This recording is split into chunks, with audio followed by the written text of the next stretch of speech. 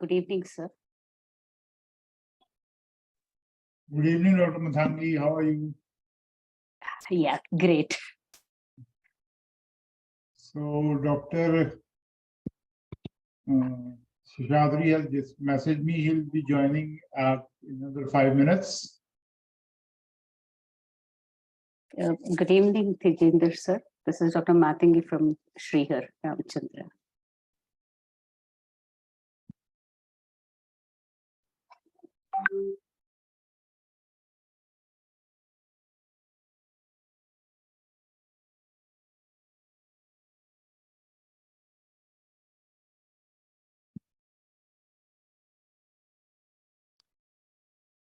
Krishna has another meeting, so he said he'll join by 7:55.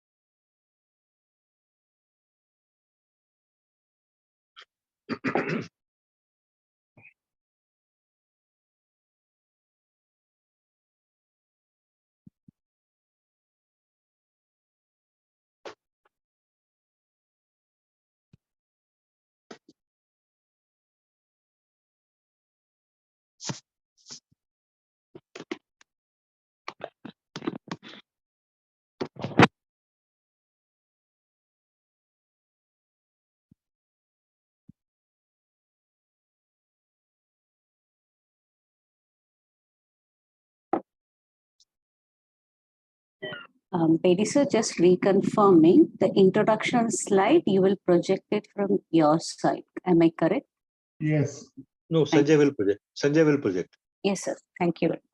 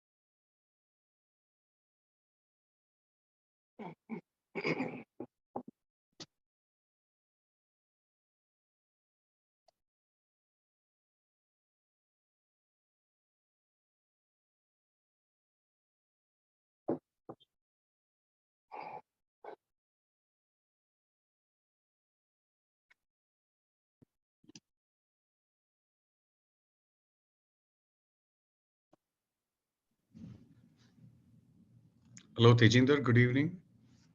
Hello, sir. Hi, Dr. Bedi. How are you? Very fine, sir. Top of the world.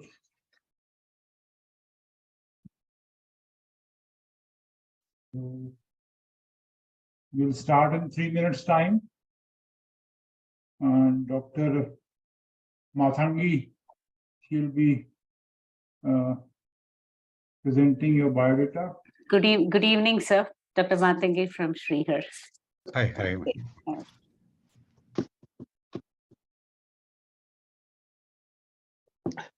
So good evening, friends.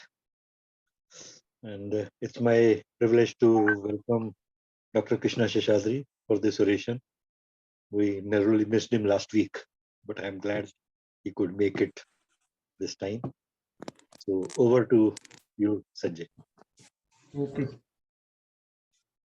So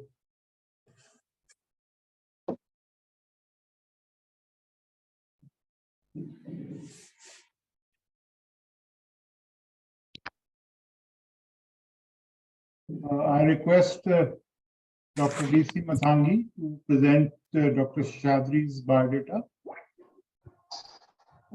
Thank you very much, sir. It is really an honor to introduce Krishna Sheshadhri, sir. Before I introduce sir, a very warm welcome to each one present here. I'm just seeing all luminaries here, and it is really an honor to be here to introduce another great legend here with us today. We have with us Krishna Sheshadhri, sir, who is an American board certified endocrinology, diabetology, metabolism, and internal medicine person. Probably, sir, you took the right date today being the World Obesity Day, and we are having an endocrinologist and a metabolic internal medicine person. Probably the best chosen date by destiny in itself. He's a consultant in Chennai Diabetes and Endocrine Clinic as well. And I just feel like I loved his CV, which is being given on descriptive mode much more than in the PowerPoint mode. Krishna Sheshadhri, sir, following his graduation from MMC, pursued his post-graduation in the United States as a resident in internal medicine in Illinois. He then proceeded to complete his fellowship in endocrinology in Cook County Hospital and worked as a chief resident there itself. He also has the American Board certification in internal medicine, endocrinology, diabetes, and metabolism. With all these things, I think he is a true Indian who came back to India in 1996 and Sri Ramchandra University, where he joined there. And there were a lot of changes he brought into the curriculum there at Ramchandra as well. And then following it to Sri Balaji Vidyapeeth, where he is also a board of management member there. He's currently a senior consultant endocrinology diabetology in Apollo Hospitals, Chennai. Plus, he also is the director of Primer, a medical education company, and PAMS, a non-profit medical organization. He's a founder and chairman of ClinTech, a medical technology company. His research thrust obviously has been with diabetes, and he has several original publications to his credit, which has made him deliver multiple oration awards, right from P.N. Shah Oration Award by the Endocrine Society, the Sam G.P. Moses Oration Award, and many more to add on to into this list as well. When I come to Sheshadhri sir, as a prominent educationalist, I would say like a Harvard Massey scholar, he developed a competency-based integrated medical education curriculum. And he has been one of the key person in the new guidelines of the MCA, where we are all working on the CBME as well. He's been a member of the National Medical Commission and is regarded as one of the key architects of the new CBME. He has a decade and trying to create a learning opportunities for professionals.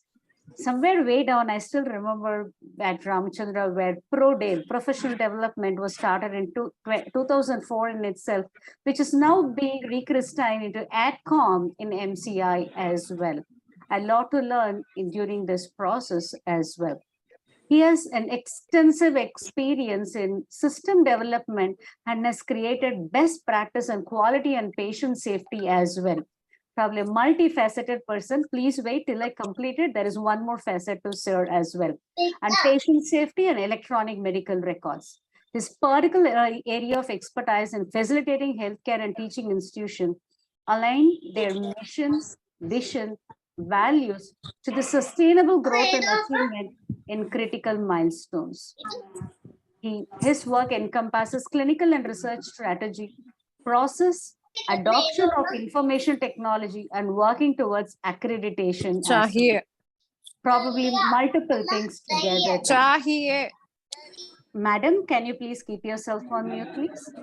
He has developed a cloud-based, low-cost EMR that provides small clinics and healthcare facilities increased connectivity with patients. The EMR that he has built in clinical decision support that allows high-quality care in a low-cost setting, probably like Atmanirbhar Bharat. And this is something which attracted me because I've listened to his lecture where he talks about mythology, or I should say our own history, and how it can be connected to the modern medicine as well. He's a wanderlust and he travels a lot in historical trivia, and his abiding interest in the Vedas and the Advaitic philosophy and Chola history as well. He occasionally plays veena and indulges in cooking too. He has a separate blog, and he has a lot of things. Hindu by practice in itself, not just by birth. He has a lot of things that he has given meaning to Lalita Sahasranamam, our own Itihasas and Puranas. I'm sure sir doesn't call it mythology at all. It is his history, Itihasa only. Sir, we are really waiting for you and your deliberations now to hear more from you, sir. Thank you, Matangi. Sometimes I wish my mother had heard my my CV, because I don't think she thinks I've done much. So thank you again, everyone. Thanks, Dr. Matangi. Can I share my screen? Yes, sir. So I'm muting everyone.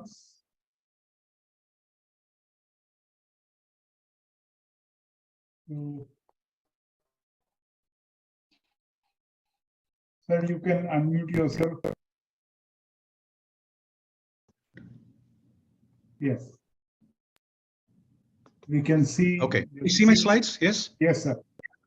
Thank you, Dr. Bedi. Thanks for this opportunity. Tejinder, thank you. Let me first, say my thanks to Tejinder, who has been a mentor, who's always, been sharp, always to the point, and someone who I've looked up to for many, many years, while I've clawed my way up this system. Thanks, Dr. Matangi, again for that generous introduction. Please note that while I may have some seats in some committees, these are my own views, and hopefully at the end of it, many of you are upset with some of these views, because that's when conversations begin and change gets addressed. I also want to thank some people here, teachers and colleagues, who have made me grow, my students who have helped me grow. But 4 people in particular. One is Thomas Aritz, who taught me that it's better to be a catalyst than a substrate. Dr. Rajalakshmi, on whose shoulders we have all sat for many years. I wish her a very happy retirement. Avinash, who again, we are two of a different kind, work well together, and somebody who shows me the mirror. And Dr. Mishra, who made me, took the pedantic out of me and said, Krishna, I want you to write it down in a way that a 6th standard student can understand. And I've remembered it all my life. So all of you, I'm just going to run through some of these and go to the meat of the talk. But I remember in 2010 plus, when I got called to join this group and helped write actually this particular one, and we talked about the Indian medical graduate, and I added a few words to this particular one. The first one was values and responsiveness. Knowledge, skills, and attitudes was there. I added values and responsiveness, and also a physician of first contact to the community, while being globally relevant. But I thought the values and responsiveness was the most important part that needed to be there. While none of these documents have this particular story, to me, the Indian medical graduate and the guidelines really needs to only remember this particular shloka. It says, Acharyat padamadatte, padam shishya swamedhaya, sabrahmacharyabhya padam, padam kala kramena cha. A quarter from the teacher. And that's why, I get hit by everybody because I say you should start teaching less. A quarter from the teacher. A quarter by self-directed learning. Padam shishya swamedhaya. A quarter from colleagues and collaborative learning. And a quarter through time in life, which is lifelong learning. And if you remember this, I think this summarizes what medical education needs to be. Acharyat padamadatte padam shishya swamedhaya sabrahmacharibhyaha padam kalakramena cha. So that led to us to talk about, so the CBME basically took a subject-wise curriculum and then sort of merged it with the role-based competencies. And since that was going to be difficult, and that's why we have objectives to competencies and competencies to roles and goals. The IMG had one extra role that we thought was very important, simply because we thought that the future of Indian medical education depended on how we created good communicators. So while we were great in knowledge and professional attributes, I think communication was deficient, and we added this. We thought that there should be alignment, but not necessarily a fully aligned curriculum. So with reasonable integration, I'm so happy to see these little pictures of mine show up in various slides.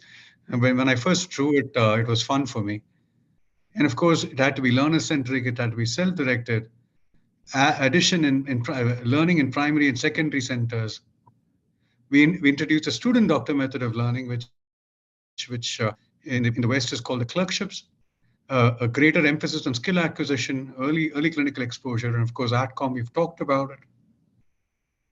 But it's important to understand where we are and where we need to go.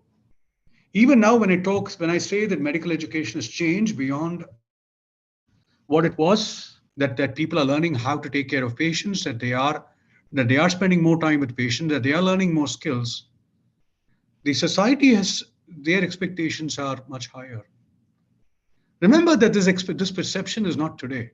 This is a very old dig at physicians.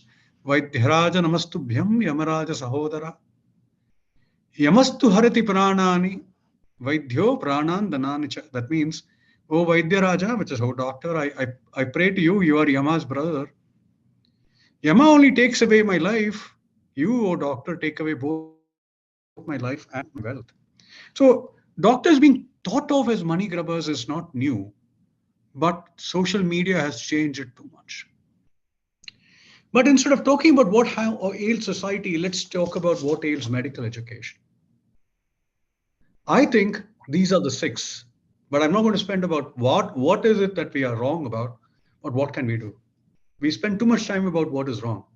But these, I think, are the 6 wrong things, and how we can correct it, we'll talk about. One, I think, is we're pitching it too high. Talking about the things that students, learners should be able to do as physicians at first contact, we are spending too much time on the scholarship and the academic. Second, this is something that Narayana Murthy talked about Indian engineering graduates many years ago. He said that they're not client ready. And I think our graduates are not client ready. While our system allows them to practice after an MBBS, not a single doctor is ready to practice an MBBS. I'll show you. Our graduates are not employable. Corporate hospitals and governments and others have issues with our graduates being employed. We teach illness and not wellness, and the world has moved away from just illness to wellness. In our quest for being more British than the Brits, we continue to teach colonial medicine while the West has already appropriated our traditions. Lastly, I think we are not future ready. The future is here and we are not. So what can we do about this? I'm going to propose 7 things that we can do. One is that nobody leaves without demonstrating clinical competency, and of which art of medicine is one. That the ability to communicate, the ability to take care of patients, to talk to them, to help them.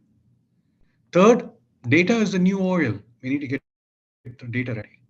4, I think we need to develop a curriculum for wellness and health promotion. 5, we don't have to be mixopathies, but we need to provide a space in the curriculum to understand traditional knowledge and know that patients will use it and how to address it. 6, I think we need to trim and simplify and shorten the steps that lead to independent patient care. And 7, we need to rework the exit point where a PG degree in primary care is a natural exit and other people can take other routes. I'll combine some of these, but this is the big story. Let me start with demonstrating clinical competency. A few years ago, I was happy, and I spent some time doing a workshop on competencies at a university in the Midwest in India, right? Some of you may be part of that university, but they were gracious enough to allow me to quiz faculty. We asked the question: how confident are you that you can function as a physician of first contact and administer and counsel a patient for vaccine? We had 4 responses: trained and confident, trained but not sure, theory but no training, and not trained. I'm going to just stick with trained and confident. After graduation, this 25% were confident that they could give a vaccine. 22% were confident that they could suture a wound. Their own teachers, about 35% thought that they could do it. 20% thought that they could declare death. Their teachers were not sure. 20% thought that they could conduct labor in a resource-limited setting. Their teachers were not sure. 20% thought that they could give contraceptive advice. A little higher, 50% of the teachers thought that they could. 20% thought that they could handle an outbreak in a village, but their teachers didn't think that they could. When we went back and asked the questions, is there a training session with direct observation and feedback? Is there a supervisor where they are able to give the vaccines? Have they specified the number of times that they should have done this before being allowed to administer it independently? Is there a certifying or a sign-off process? Is there certification is essential before the student is allowed to provide independent patient care? You will notice that in many of these, from vaccines to death certification to suturing, none of these happened. That yes, there was a training session, but there was no way to ensure that these people had gotten the competency. And that ails medical education, because we are sending out graduates who are not competent enough in the very basic of the things that are supposed to be done. It's an old slide, but I want you to understand this, and I'll give you a story on this. I went to a medical college where the promoters asked me, can you do a session on clinical teaching? And the teachers were all very angry, because what is this man who's trained in America I was about 10 years younger, or maybe younger then, come and teach us about clinical teaching? And the promoters actually said, should we stop it because people are angry? I said, no worry, I'll handle them. Then I went to the session, and what we did was we had a student, we had one of the senior teachers come, asked me to take a class. A student presented a case, and the usual mitral stenosis with everything. The student was very, very good at presenting the case. And then at the end of it, the teacher beamed at me and looked at it. And I asked, sir, can you allow me to do something? He said, yeah. He said, fine. I said, here's the patient, sir. Can we observe the student taking the history? And what we realized, and everyone realized, but what the history that the patient gave and what the history that the student gave were completely different. I can tell you that I was never, and most of us were never, observed taking a history, observed examining a patient. And that ails what we're doing. So while we are all around the world talked about as doctors of the world, we are so good, we are so that, many of us unlearn what we have learned. There's a perception mismatch. What we are not what we think we are, that we need to change. Here is my favorite quote by George Engel. If musicians learn to play instruments as physicians learn to interview patients, the procedure would consist of presenting lectures or maybe in a demonstration or two the theory and mechanisms of the music producing ability of instrument and telling him to produce a melody. The instructor, of course, would not be present to observe or listen to the student's efforts, but would be satisfied with the student's subsequent verbal report of what came out of the instrument. So clearly, we need to make sure people get an option to demonstrate competencies. I call this as Project Getting to SH.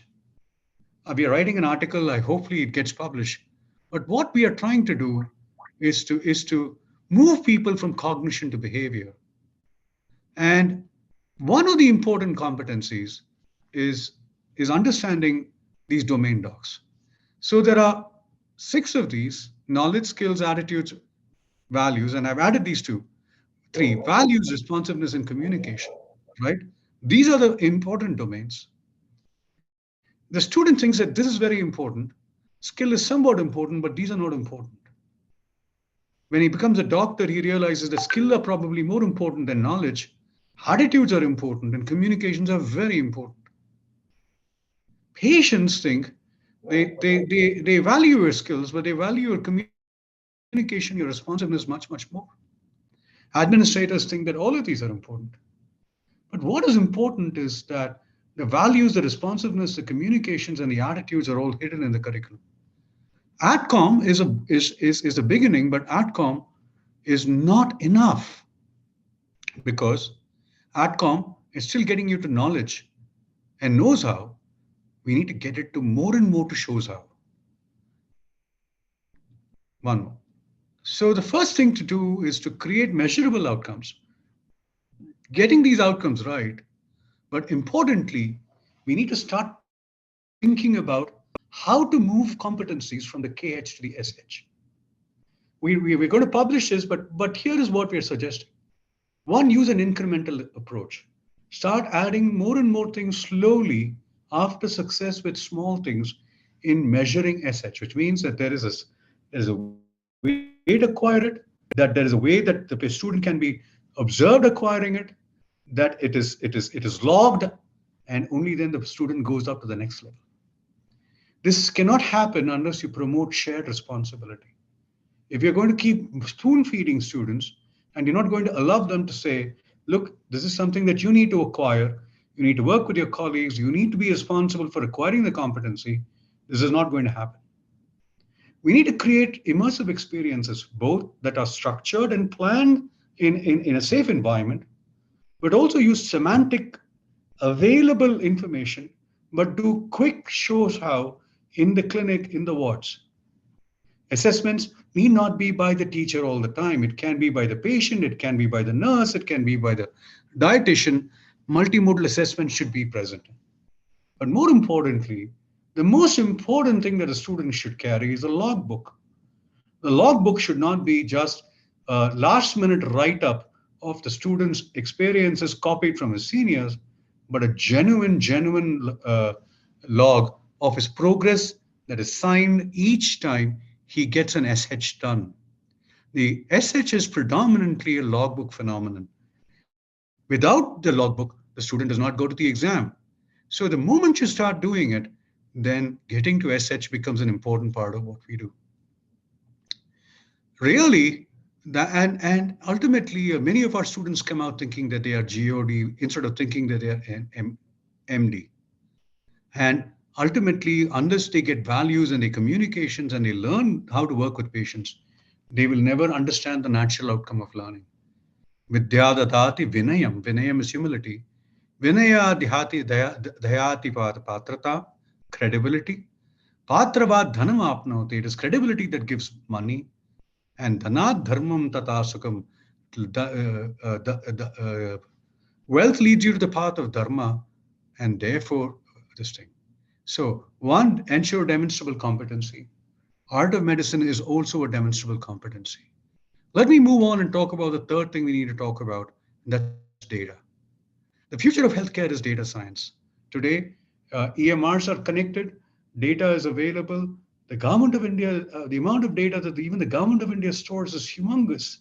And tomorrow, machine learning and others are going to be part of what doctors do, right? And doctors need to learn data science. How do you do it? You take out things that don't belong in the medical curriculum. Every time we get requests to add things in the medical curriculum, we don't get things to take away things from the medical curriculum that don't belong there. Data science belongs in there. Maybe we need to start sacrificing some of the things that don't belong in there.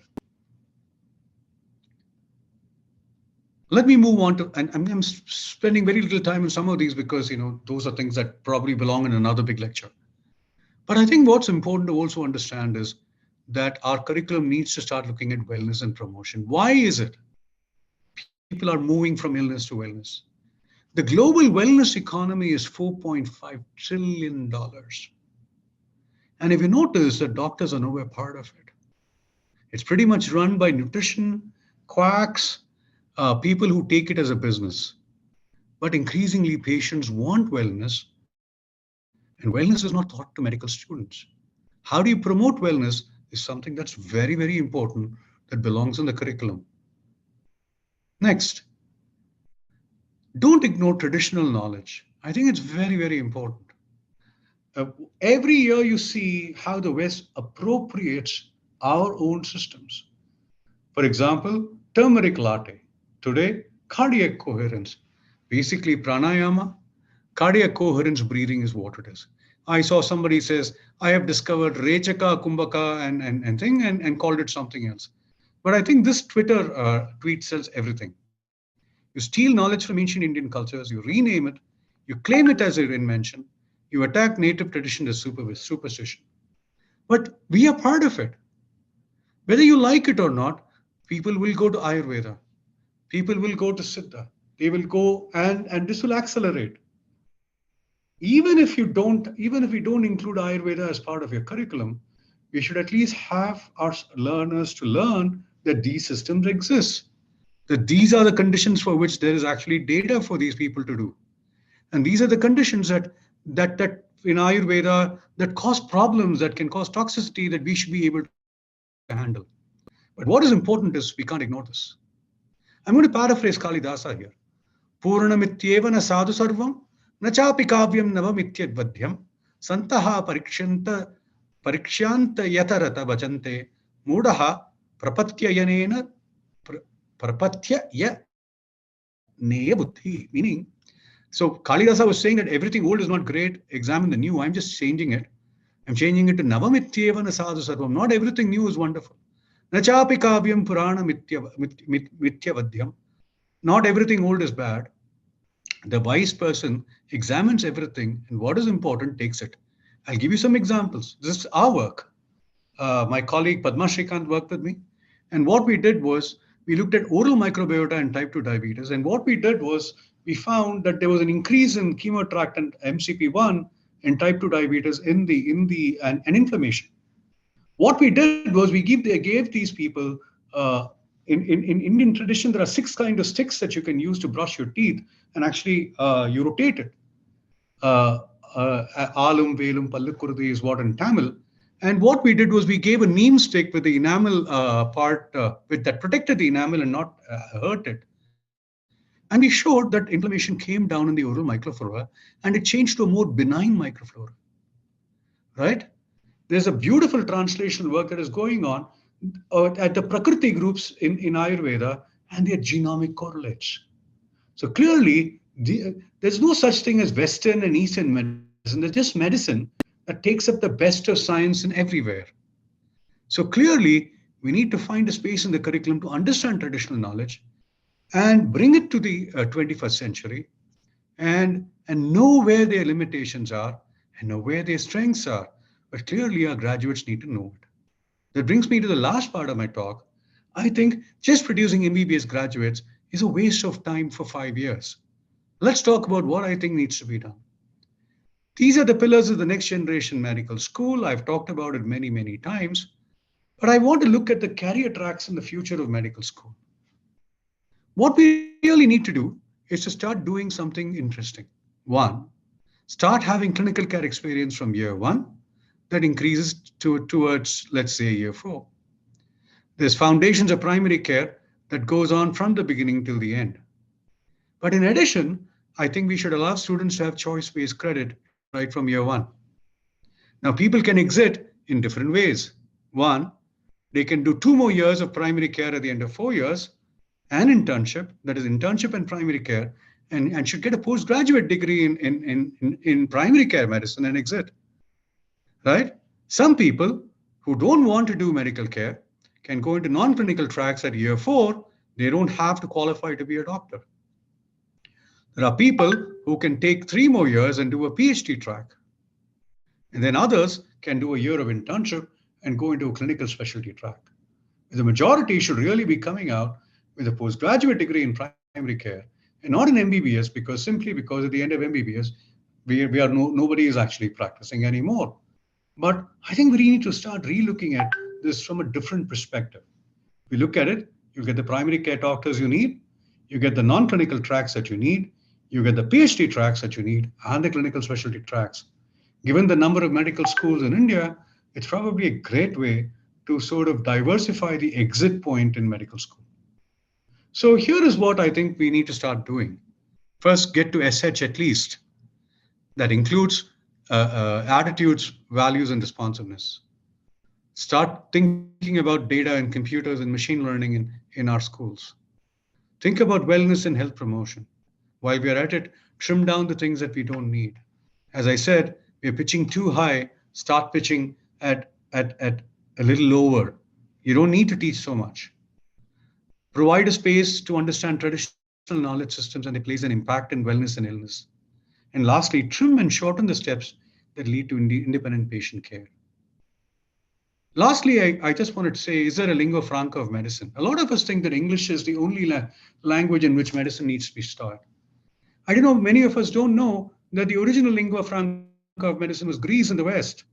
And then this particular manuscript by Celsi actually made it Latin. For many years, until 1813, English was not even a medium of instruction in most medical schools. Till 1863 in Denmark, Latin was still required. Then each of those countries started taking their own languages. People get very upset when we use the same English or Latin words in native tongues. What's wrong with that? I think the smart way is that there are a lot of students who come from rural environments who need that protection or at least a bridge that will allow them the option of learning in their native language, but not changing the words. For example, I think a pectoralis major remains pectoralis major, so that when they start talking the same language with the other students, they are able to catch up. But I think too much is made of English, too much is made of Western medicine, too much is made of the ties and the coats we wear. I think it is the heart, our attitude, and of course, our ability to adapt and help our students that makes us great doctors and great teachers. With this, I'm going to stop. Thank you for this wonderful opportunity. I hope I've left with you with more questions than I can answer.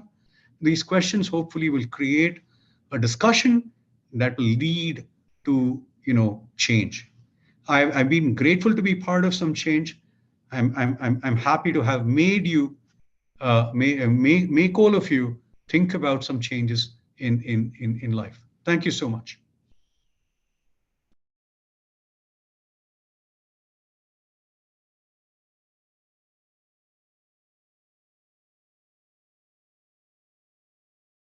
MU India feels honored in presenting Dr. Sheshadhri,